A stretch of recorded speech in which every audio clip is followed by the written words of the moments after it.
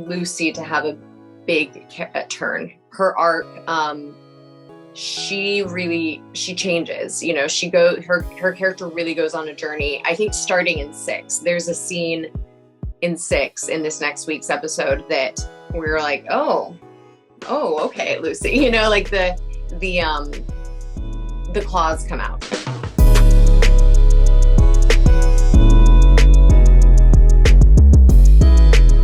Megan, thank you so much for your time. A pleasure to talk to you and a pleasure to talk about Tell Me Lies, which I love it. I love everything that I already watched so far. I watched until episode 7 and I cannot wait to watch the remaining ones. So it gets messy. 7 is messy. Yes, I cannot wait for the final episode and everything that you're going through, and like not you, the characters. Yeah. So, thank God. So I was like, when I was doing my research, and also is 83% on Rotten Tomatoes, which is, I think it's amazing. Is it? Oh, that's amazing. I didn't as even of know today. That's wonderful. I haven't been I have not been reading everything, so that's lovely to hear. Yeah, that's amazing. We're not in the green. We're not the green tomato. No, no. That's good. No, you're not. So let's start like from the beginning. I know that the book was used as an inspiration for the series. Is it easier to use as inspiration, or it's more easier to do like adaptation of a book? I think it depends on the book, and it depends on what the expectation of the network is. This book, I think, you know, we used it more as an inspiration, and we were very loose with what we wanted to keep, what we wanted to change. And Hulu was very, very supportive of that, just because I think with this book specifically, it's so internal. And you have to find a way to externalize what the characters are feeling to make it cinematic. So we had to add a lot more plot to kind of show what the characters are thinking, as opposed to the book where you have the narration of their inner dialogue. I think probably just as a writer, and because I normally do original stuff, it's more fun to have the freedom to not have to, you know, do a strict adaptation. You get to play more in the writer's room. So yeah. And like you were parted to pick like Grace and Jackson to play the protagonists, or that was something made like through the other part? No, you're also a producer, right? So yeah, no, I was very involved in the whole casting process. I got to sign off on everyone, which was lovely. And Grace was someone I was aware of from some of her other work, and one of our other executive producers, Kara, also was a huge fan of hers. So we kind of had her in mind from the beginning. And when she read, we auditioned her and a few other girls, and it was just, everyone was great, but she was it. She was the one. And I think she was approved by the network in the studio that night, which is crazy. That never happens. It's very quick. And with Jackson, I did not know him at all, but he sent in a self-tape, which was utterly bizarre and weird, and as my husband would say, bonkers, because he broke every rule of self-taping, but it was amazing and it was brilliant. And so I was sort of obsessed with him based on that. But we had to do like a 6 months casting on Steven's part. He had to come in multiple times to do chemistry reads with Grace. We saw a lot of guys, but yeah, I was really happy that we got him. And he was so happy. It was so nice being able to call him and tell him, because we put him through the ringer. It was 6 months of auditioning. I know. Also, now we can talk about, because when I did the interviews, I was like holding about Katie Siegel. What was about her? Like, why was so special about her that you guys want to bring her to? Because she's mysterious at the same time. She's a perfect Stephen mother, you know what I mean, for the character. She's wonderful. You know, I've always been a big fan of hers, and it's always fun when you see an actor for a role and you're like, they've never done a role like this, but I can completely see them doing a role like this. So it's, you know that they can do it, but it also feels totally new. And I'd never seen her do a role like this. And also Nora is so unpredictable. We sort of were like, we know who the character is on the page and we've created her, but whoever we cast is also going to create her, because that character could go a lot of ways. But so Katie is obviously Jackson's real life mom, and I just had the idea. I guess I was thinking about her because of him, and then I thought that would be so crazy. But I texted him first because I was like, I don't want to make it weird, and I was like, how would you feel about your mom playing your mom? And he was really excited, and then Hulu was really excited. So yeah, we were all just so giddy when we got to cast her. Yeah, and now we're gonna be watching the remaining episodes. What we can expect of the? I know that you cannot give away too much. I already watched it. I'm not gonna give away too much, but what we can expect? I think they can expect Lucy to have a big turn. Her arc, she changes. Her character really goes on a journey. I think starting in 6, there's a scene in 6 in this next week's episode that we were like, oh, okay, Lucy. Like the claws come out in a way that probably the audience has been wanting them to. Because she's taken so much from Steven. So I think they can expect that. They can expect some big surprises from some other characters. Evan has a really powerful episode in episode 7, which, as you saw it, and it's, I think you see a whole other side to his character. And Pippa has a big episode in episode 8, and Sonia did such a brilliant job. Brandon and Sonia, everyone, they're all just great. Everyone did a good job. Yeah, it's funny because all the characters, we can relate to them. Like we have a friend like that, or we already had a situation like that. It's so relatable. That's why I think I really enjoy watching because of that. That's why it's brilliant. Oh. And your writing, it's amazing. I love it. Thank you. Thank you so much. Yes. Thank you. I mean, it does feel really relatable, and I'm surprised that there hasn't really been a show that's really just about what people do to each other. You know what I mean? And I found the book to be really relatable because I've been in a relationship like that. I mean, it wasn't quite as bad as Steven, but it was not good, and so many of my friends have. So I think it's interesting the way that we gaslight ourselves in relationships, and we're very delusional when it's happening, and we're like, oh no, it's fine, this is funny, this is cool, and then it's not till years later you're like, oh, that was disastrous.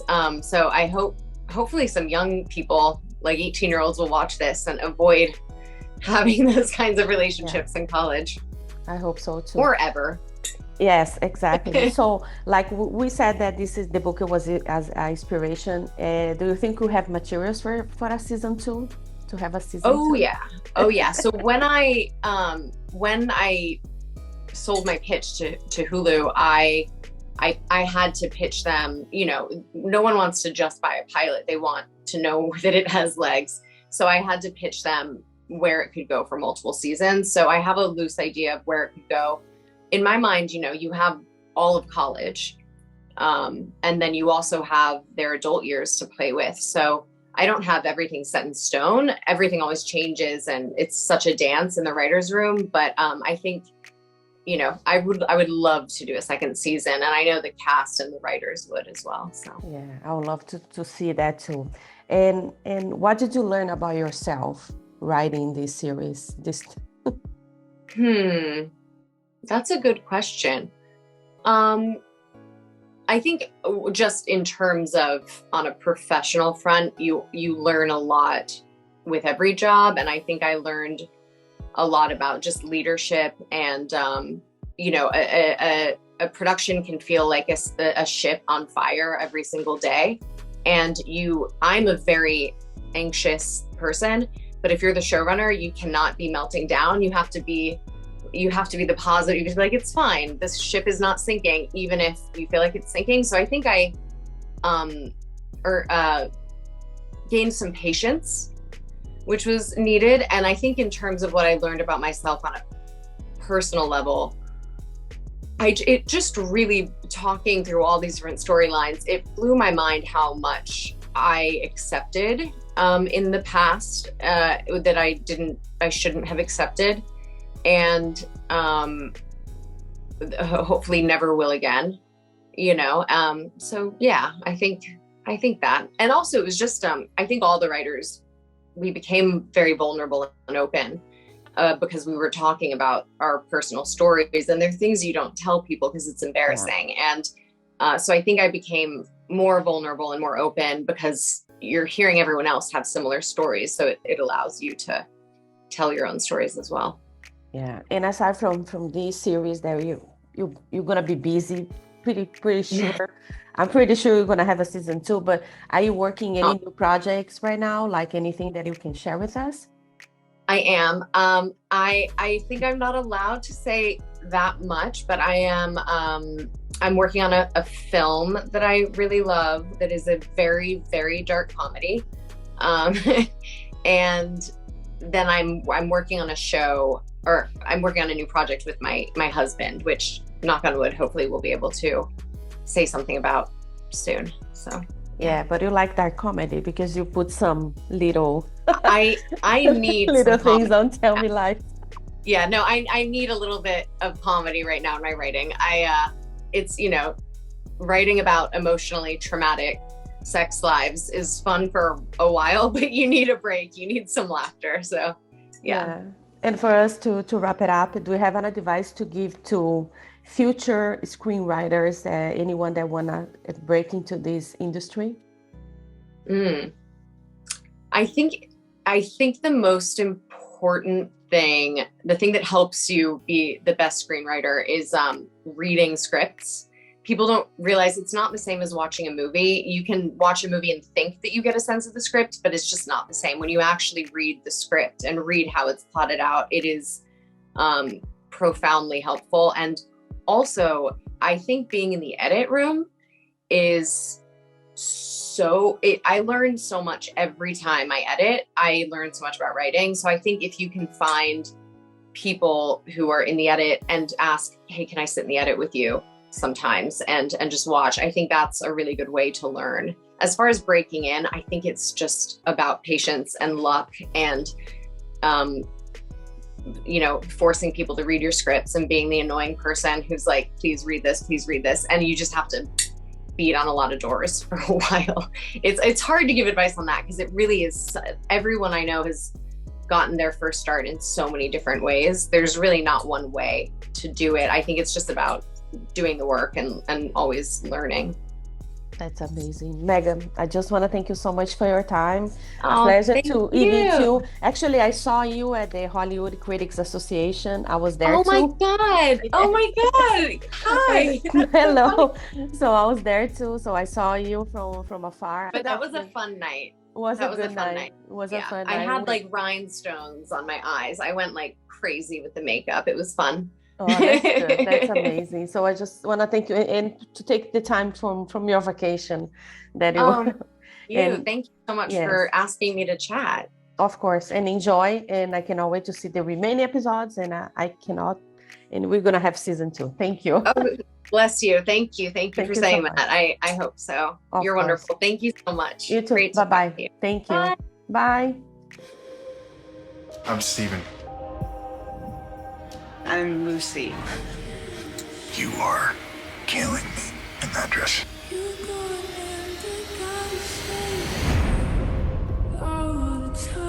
People used to call me an ice queen. You just call you an ice queen? Why? I can be cold. You're not cold.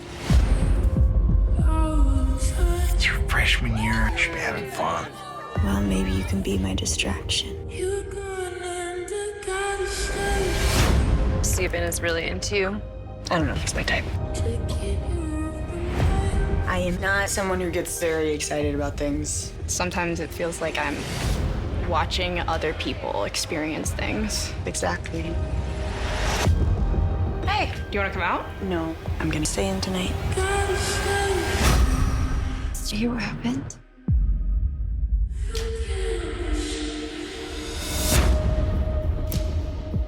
I shouldn't have let her go alone.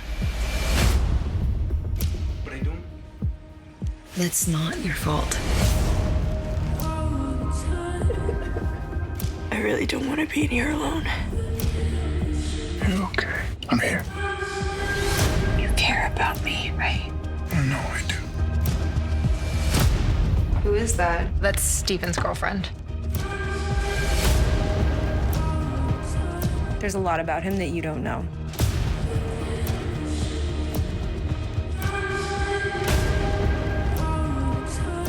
It's complicated. I don't know what to believe. I really care about you.